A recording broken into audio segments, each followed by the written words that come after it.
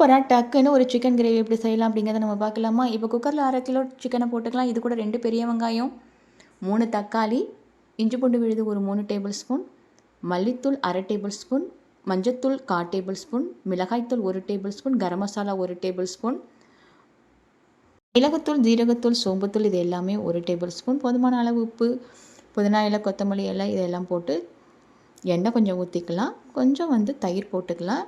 Lemon juice கொஞ்சம் பிழிஞ்சு விட்டுக்கலாம். இது எல்லாத்தையும் நல்லா மிக்ஸ் பண்ணி விட்டுக்கலாம் நம்ம.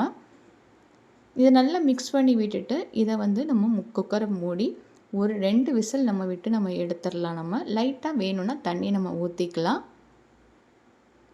குக்கரை திறந்து நம்ம பார்த்தோன்னா ஒரு சூப்பராக சிக்கன் வெந்திருக்கு. இது கூட பச்சை மிளகா 2, 3 போட்டுக்கலாம். புதினா இலை, கொத்தமல்லியில் லைட்டாக தூவி விட்டுக்கலாம்.